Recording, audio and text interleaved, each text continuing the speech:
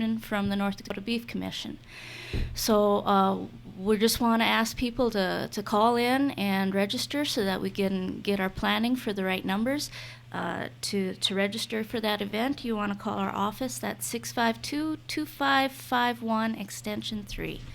When is that again? When is that coming up? April 2nd. Oh, April 2nd. That's coming up before we know it. Oh, yes, it's coming quick. Okay. Kurt, and I'll turn over to you, or what? Yeah, that'd be fine. Okay. You said earlier we're talking dirt. We're really going to start talking dirt here. As far as manure and out in the lots and things, and we have 2 livestock environmental management specialists now at NDSU. 2 young ladies that just got hired this past year, Mary Klein and Mary Berg and Emily Klein are there now, and they're going to help some of the farmers maybe manage the manure a little bit. So they come out and took a sample out at my place, and then I called them again yesterday. And these are just average samples from manure that's around probably our county. But for instance, in a ton of manure, there is 13.2 pounds of nitrogen, 5.9 pounds of phosphorus, and 11.6 pounds of potash. So you think about it, and you haul the manure out into your field. Is it doing much good? Well, that 12 pounds, we'll say 12 pounds of nitrogen that first year, you really probably only get about 6 pounds of it the first year, and then the second year it comes around. And then the manure varies too, according to the feed stuff. So I mean, if you're feeding more corn and concentrate to growing calves or maintenance or even pregnant cows, the manure is going to vary a little bit differently. Then it said too, I asked her, what's the difference between fresh manure and composted manure? In fresh manure, there's actually 50% nitrogen, but you lose too much of it until you get out in the field. So you go from 50% down to basically 12%. And I'm really kind of curious. I'm going to find out, like the dairy we had off here, that's pit manure. That's basically liquid, and it gets injected right into the field. I'm thinking maybe that might be the better kind because it gets injected right away. And then there is funding available for the North Dakota Manure Sampling Project through the fall of 2013. And these 2 young ladies will actually come out to your farm, get a manure sample, send it in, and get an analysis, and it's all free. And then quickly, I'm going to just, we talk about nutritional value and fertilizer value manure, but there's also fertilizer value and nutrition value in like wheat straw, for instance. And we'll just go 50 bushels of wheat produces about 2 tons of straw. Now, if you think there's some kind of nutritional value in straw, well, for every ton of wheat straw, there's 13 pounds of nitrogen, there's 4.6 pounds of phosphorus, and there's 30 pounds of potash in wheat straw. So if you total that all up with today's prices, that comes to about $32 an acre on that wheat straw. But then if you take off the potash, which we sometimes have enough of anyway, then the value comes down to about $12. So that straw that's got left out in the field, the corn stover, I don't know if they've ever done an analysis on soybean stover and things like that, but it has a value out there in your field. If you do leave it out, there is a fertilizer value for that. Kurt, I do know. Oh, there we go. I do know from sampling in the past that we had some areas where we traditionally took straw, baled up straw. That actually was low in potash. Mm-hmm. So, it does add up over time. And, and also, yes, they've been out to my place doing manure sampling and really was kind of surprised by the results. So, yeah. And that was on mine was on composted stuff, but it's similar results to that. Yeah. Okay. But then Ron Wiederhold at the NDSU Extension Service too, he helped one year. They'd actually come out and right behind the manure spreader and check the manure spreader, and then the soil was tested too to make sure you were getting not too much on or of the manure. So there's a program for that too. Okay. Now we're going to our guests. Is that right? Yeah, Jerry has some things to talk about with trees. Okay, let her rip. Well, despite all the white stuff out there that's accumulated the last week or so, a lot of people are enjoying poring over gardening catalogs this time of the year and just envisioning those wonderful gardens that they're looking forward to plant. But what we'd like to do this morning is remind folks that they might consider taking a look at some trees and think about planting some trees this spring as well. It's not too late to sign up yet? Well, I'm not Oh, you're talking about. Oh, you're not talking about farmers. Yeah, I think that way. I'm a farmer, so I think Yeah. that way naturally. You're talking about, okay. Yeah, maybe we should clarify that first. I work for the North Dakota Forest Service, and I am the Community Forestry Program Okay. Manager. Yeah. So Got that straight now. when Dion and I get together, we have to consider the fact that Dion's usually talking about rural plantings and trees, on private property landowners. And what I work with and my team members, we work with communities all across the state. Got that now. I'm a farmer like Kurt, and I kind of think that way, so my apologies. But a yeah. lot of what she's going to tell you applies to some And extent to good part of farmers farmyards. too. Good part of farmyards. Yes. Yeah, okay. Oh, absolutely. Let's have a little history lesson, and I know we don't have much time here We got today. time. Yeah.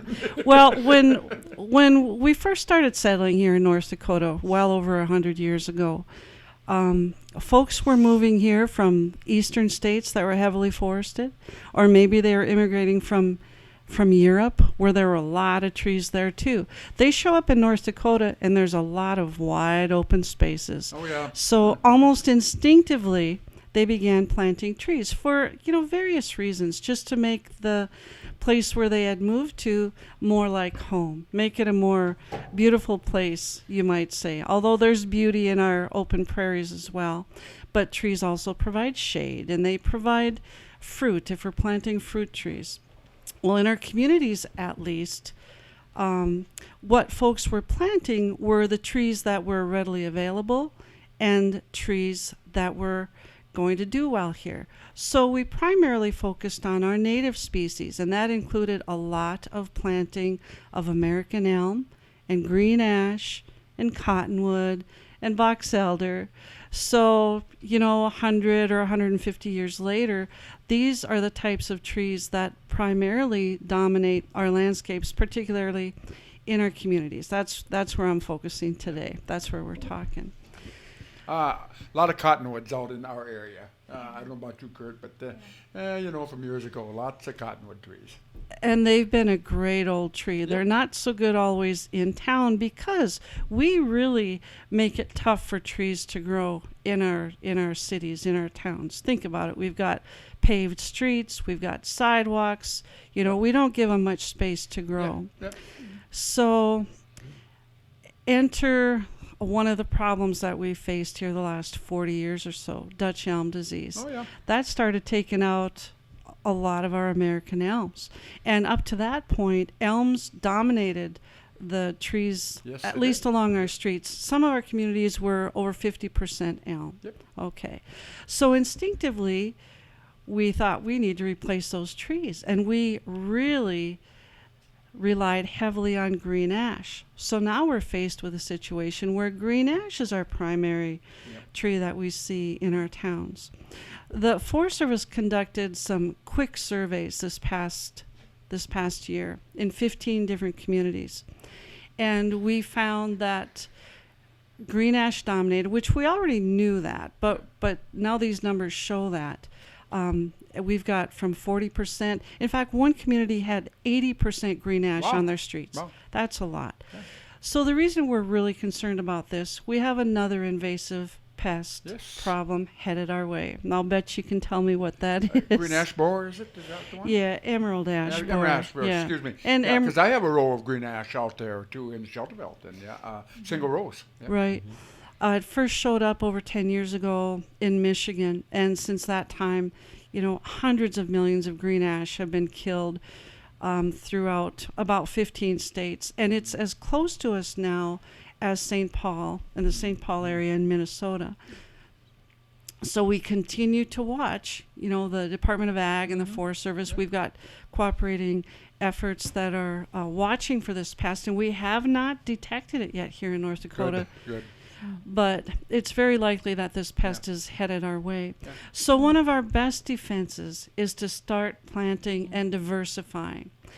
And that's what we'd really like to encourage folks to do. Okay. To cautiously look outside the box and consider some other things. And if you need some ideas, my office, Kurt was just talking about Mary and Emily, two of our newer employees out at the Research Center, and Ron. My office is right across the hall from those folks. Oh, okay. Okay, good. Right out the Research Center here. Yes. Okay, and everybody listening knows where that place is at. So yeah, we're very fortunate in this area to have that resource here in North Dakota, right at our local area. Yes, And we employs a lot of people, and we're glad to have them here. And we've got a great arboretum out there that's established. So once the snow melts, and that will happen, We're hoping. yeah, we've got a nice walking trail out there, and everything is labeled. And if I'm around, I'll be glad to come out there and go for a walk through the arboretum and talk trees. Do you have a telephone number they can get a hold of you? Yes, we do. The number out there is 652-2951. Okay, and nothing in the world that I like better than trees, and I love trees. And I got one quick question for you. My evergreen trees, is it a mite or something that has gone through some of the evergreen trees here in North Dakota that has caused them some stress, and they kind of lose their needles and things like that? Do you know anything about that? Oh boy, that's the perennial problem. And the most frequent question that anybody that has anything to do with I've trees. had some really beautiful ones in my yard. One of them has it, and so I'm kind of concerned. Yeah. You know, it could be a multiple Okay. list of things, and I hesitate to say what it might Okay. be. We do have a couple of, disease problems on spruce. Okay. They don't like to stand around in water, so Okay. if that could possibly be a problem. No, not at my place. I live on a hill. Well, then we can probably eliminate that. Maybe it's just getting old. I don't know. No, I had somebody, they think it's some type of mite or insect on it. Is there something that attacks those? Oh, yeah. Sometimes spider mites can be Spider a mites, problem. maybe that's what it was. Absolutely. Yeah. It didn't attack them all, but it did one up Yeah. in the yard there. So, yeah, I was kind of concerned about it, but it seems to be coming back now. So, Wow. okay. Okay. Well, we're glad to know. I myself did not know we had the tree people here. So, I hope you don't mind being called a tree person, but resource person. So, I'm glad to hear that. And very happy that you're here and can offer that for us. Anything else, Dan? Well, back to you were mentioning the possibility of the emerald ash borer. I just want to remind folks that the reason the thing's moving so quick, we figure, is people moving it for it, Okay, and mostly that's by way of firewood. So just to remember to be careful where you're getting your Okay, firewood yeah, from. Good. Yeah. So. Kurt, anything else, Dad? Oh, I guess I got my question answered about that liquid manure for dairy. Okay. And I got a text that says liquid manure has a greater potential to volatilize the N than the other dry, so that's why it's injected into the soil. So, and just a quick, Mary Berg and Emily Klein, they're I'll call them the manure specialists out at NDSU there, but give them a call and that free sampling, and they'll come out the farm and get it, and that's a program that's it'll be done this fall. Not afraid to get their hands dirty. No, they are not. No, they get right in there. So, and they were out my place, and it was some fresh manure too. So. You ever see that show? What is it? The guy on TV. I can't remember what he does. Dirty Jobs. So my sister, when she was a veterinarian, one summer got a grant to sample fly eggs and manure at feedlots. So sometimes you've got to get out and get your hands in the dirt, don't you? So, and I'll say it nice, in the dirt. So, anyway, well, we that's a appreciate you euphemism. coming in. And anything else to add, any of you? Today? Again, for anyone who's interested in the Women's Egg Day, that's April 2nd, and just call our office to make your Yeah, reservations. I don't think you'll be in before that, will you? You can send a. Are you going to leave us a flyer or something we can put in the bulletin I board? can leave you a flyer, Oh, I got yes. one. I think you left me one. Yeah, Yes. I'll put it in the bulletin board so we get that on the air. So for Okay, you. that would be Yeah, great. We'll run that. So, hey, thanks to everybody for coming in today. Enjoyed it, and glad you could all make it. So. Okay, thanks a lot, Thank you Lynn. very much. Talking dirt here on KDAK, and we do a little bit of everything. Employment Connection. Aggregate Industries is hiring ready-mix drivers for their concrete division. Drivers needed in Jamestown, Carrington, Hillsboro, Oaks, Castleton, and Cheyenne. Qualified applicants must have a Class A or B CDL. Fax resume to 855-247